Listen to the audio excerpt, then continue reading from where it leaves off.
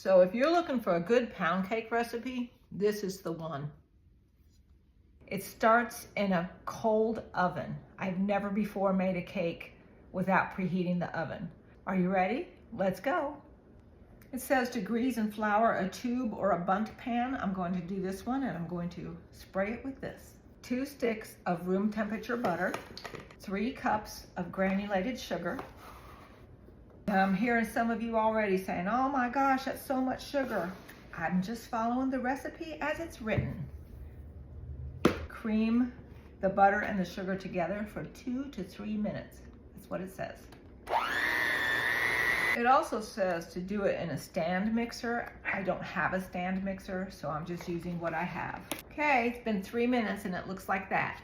It says to add 3 tablespoons of sour cream and then mix it until it's combined.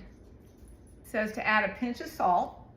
You need 6 large eggs for this, and it says to add the eggs one at a time, beating for 1 minute after each addition. Okay. Wow. And I still have 3 more eggs to go. You need 1 cup of heavy whipping cream, but you don't put it in right away. You have to put the flour in with it alternately. So let me just pour out this whipping cream and set it aside. It says I need 3 cups of all-purpose flour. Because I want to follow this recipe exactly, it says that I need to spoon and level the flour. I've never done that before. I've read that that's the way to do it. So instead of scooping my flour out and then leveling it, I'm going to spoon it into my measuring cup, and then I'll level it. Tell me in the comments if you do it this way. All right, I have a level here. I'll just go ahead and level that, like that. And then I have to put in a little bit of the whipping cream. You're supposed to start with the flour and end with the flour, and then mix it in. 1 teaspoon of pure vanilla extract. Half a teaspoon of almond extract. Half a teaspoon. My dog just about tore down the front door. Did you just hear that? They see squirrels out there and they go nuts. Boys. The last thing it calls for is a teaspoon of butter extract. All right. Now all I have to do is pour it into the tube pan. I could have used a bundt pan.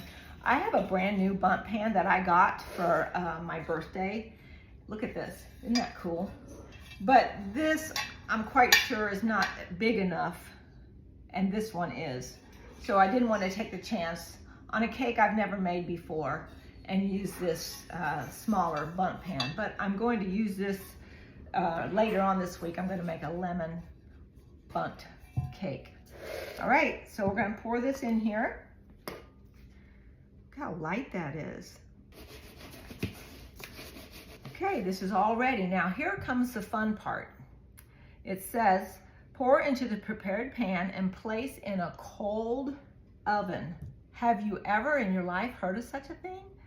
In a cold oven, and turn the oven to 300 degrees and bake for 80 to 90 minutes. Okay, in the oven it goes. This should be coming out of the oven in about 40 seconds. Have any of you made pound cakes? I'd love to hear about it in the comments. I cannot wait to taste this. This smells so good. It's cooled. I'm gonna get it out of the pan. We'll see how this goes. Have you ever done this and you worry that it's gonna stick?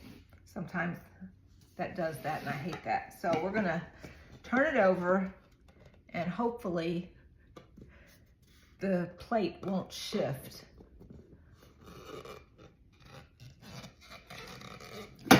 Oh, did you hear it?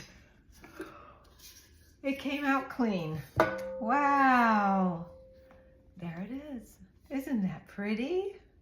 My very first pound cake. So are you supposed to cut it this way, or are you supposed to turn it back over and cut it the other way? I don't know. If you know, tell me in the comments. I think I'm just going to leave it this way.